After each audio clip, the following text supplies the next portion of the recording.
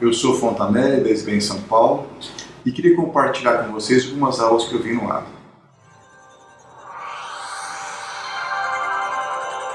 A aula que eu mais gostei, pela didática e pelo brilhantismo da apresentação, foi sobre se a metformina deveria ser a primeira droga no tratamento da M2. Foi um debate com a doutora Alice Shen de Toronto e a doutora Vanita Aroda de Boston.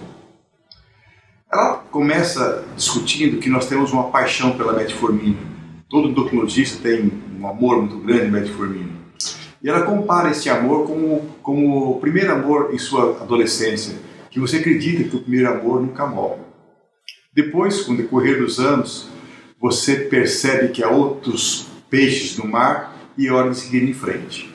E ela fala também, brincando, que existem pelo menos 5 razões para você não usar a metformina como primeira opção.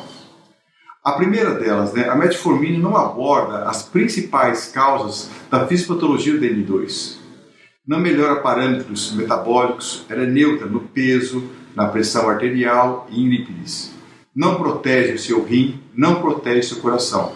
Já o SGLT2 e o GLP-1 têm a proteção cardiovascular, redução de desfecho cardiovascular, diminuição de interação com o processo cardíaco. O contraponto é que a metformina ela é eficaz, segura e barata. E ela comenta que, embora as melhores coisas da vida sejam gratuitas, o barato nem sempre é bom e você recebe pelo que você paga. E ela brinca um pouquinho e falou assim, que qual medicamento você passaria para sua mãe e qual remédio que você passaria para sua sogra. E finalizando, ela fala assim, metformina, eu gosto muito de você, mas você não pode salvar a minha vida como os outros medicamentos podem. E queria compartilhar também uma aula que foi muito interessante e gerou muita discussão no debate.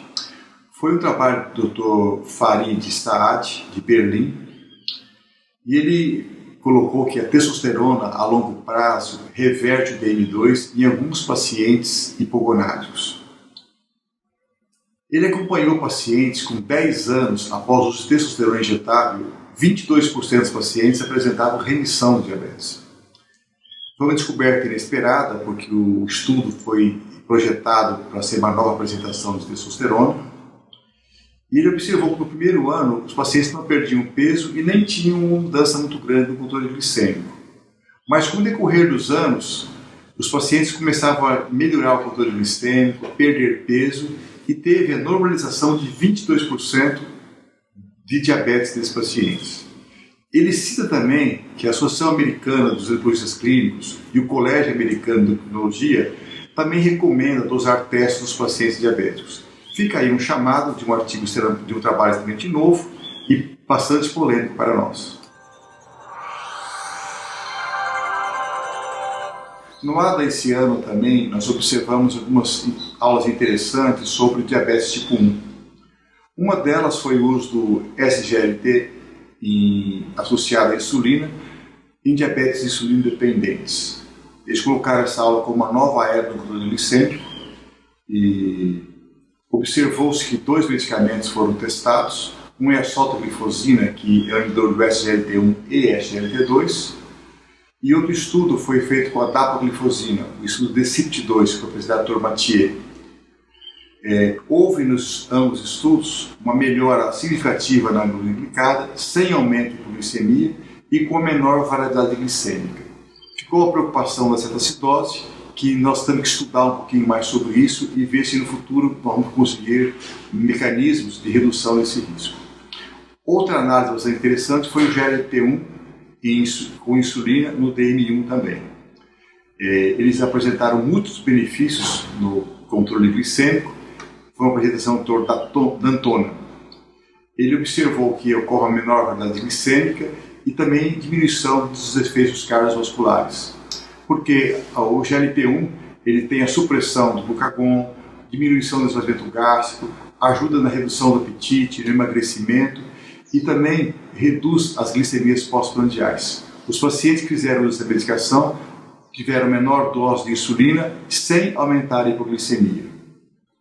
Outra análise feita agora no diabetes tipo 2 foi feita uma comparação entre o uso da insulina humana, a NPH, e o análogo de basal de insulina. Esse trabalho foi feito pelo Dr. Cassie Lipixa, da Universidade de Wiley. Ele fez feito um estudo em mundo real com 25 mil pacientes e foi recentemente publicado no JAMA. Eram pacientes de N2 mal controlados, com uma glicada em torno de 9,4, e o uso de análogos não mostrou vantagens clínicas, apesar de ser altamente estudado, não foi interessante e é muito pouco benefícios em relação ao seu custo.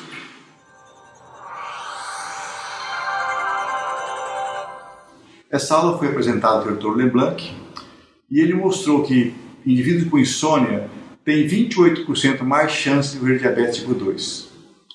Ele cita que a privação do sono, ou sono interrompido, ou ainda o sono de curta duração, prejudica a produção de peptídeos que regulam a homeostase da energia, como a leptina, grelina e a adiponectina.